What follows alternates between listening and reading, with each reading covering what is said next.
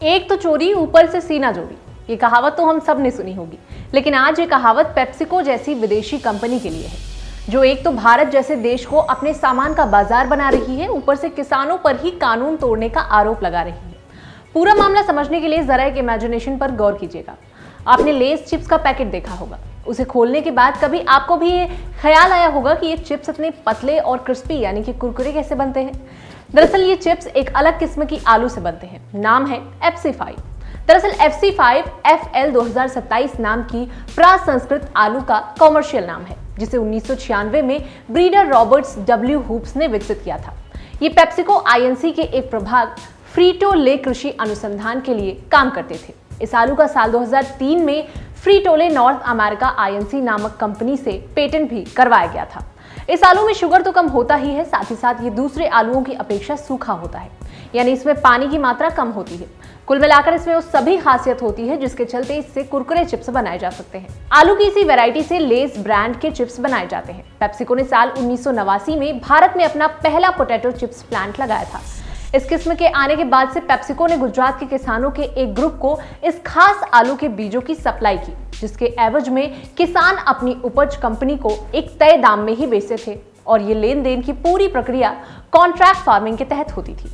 अब होता यूं होगा कि किसान बचे हुए आलूओं के बीजों को कभी खाने में यूज कर लेते होंगे या कभी लोकल लेवल पर बेच देते होंगे, जिसके चलते कॉन्ट्रैक्ट फार्मिंग के अलावा भी इसकी खेती होने लगी। अब चूंकि पेप्सिको के मुताबिक उसके पास इसका पेटेंट है, इसलिए उसने साल 2019 में इन किसानों पर पेटेंट कानून के हनन का मुकदमा दर्ज करवा दिया। हालांकि बाद में कंपनी ने किसानों के ऊपर ये केस वापस लेते हुए आपसी समझौते की बात कही थी।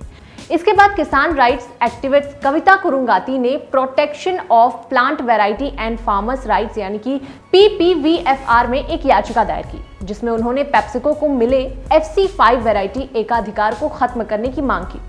उनकी ओर से तर्क देते हुए बताया गया कि भारत में जो फसलें बीज के द्वारा उगाई जाती हैं, उनके पेटेंट कराने की कानून इजाजत नहीं देता है।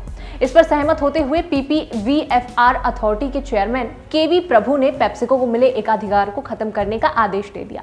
इसके पीछे PPVFR अथॉरिटी का मानना था कि रजिस्ट्रेशन के डिटेल्स देते वक्त पेप्सिको ने कई तथ्यों को गलत बताया था। जैसे कि पेप्सिको ने जब PPVFR में रजिस्ट्रेशन के लिए अप्लाई किया था, तो ये बताया था कि प्रोडक्ट को भारत में पहले नहीं बेचा गया है, जबकि आवेदन दाखिल करने की तारीख से 1 वर्ष पहले भारत में इसे बेच दिया गया था। यही नहीं, पेप्सिको ने अपने आवेदन में ये गलत जानकारी प्रदान की थी कि आलू की इस किस्म की पहली बिक्री 17 दिसंबर 2009 को हुई थी, जबकि असल में ये 2002 में ही चिली में व्यावसायिक रूप से उपलब्ध थी, जिसके चलते इसके एकाधिकार पंजीकृत को रद्द कर दिया गया है।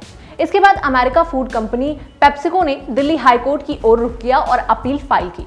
इसी मामले में अभी हाल ही में कोर्ट ने पेप्सिको कंपनी की इस याचिका को खारिज कर दिया है और PPVFR अथॉरिटी के फैसले को बनाए रखा है और कहा है कि किसी पौधे की किस्म के लिए दी गई कोई भी सुरक्षा तब मिलती है जब आवेदक की तरफ से किए गए दावे उनके द्वारा विकसित किसी भी पौधे के बारे में पूरा और सच्चा खुलासा करते हो। जानकार बताते हैं कि भारत में जब भी किसी बीज की रजिस्ट्री की जाती है तो उस पर विशेष अधिकार 20 सालों के लिए मिलता है और इस समयावधि के बाद कोई भी बिना इजाजत या रॉयल्टी के बगैर इस बीज का इस्तेमाल कर सकता है। अब चलते चलते बात पौधा किस्म और कृषक अधिकार संरक्षण अधिनियम 2001 की। दरअसल ये एक्ट पौधों की किस्मों, किसानों और प्रजनकों यानी कि ब्रीडर्स के अधिकार की सुरक्षा करता है, जिसके चलते पौधों की नई किस्म के विकास को बढ़ावा देने वाले सारे सिस्टम पर काम किया जाता है। इसी तरह के राइट्स को प्रोटेक्ट करने के लिए पौधा किस्म और कृषक अधिकार संरक्षण प्राधिकरण बनाया गया है। ये प्राधिकरण पौधों की अलग अलग प्रजातियों का पंजीकरण करता है। तो बस आज की वीडियो में इतना ही। हम फिर मिलेंगे एक नई वीडियो के साथ। तब तक के लिए पढ़ते रहें, बढ़ते रहें। नमस्कार।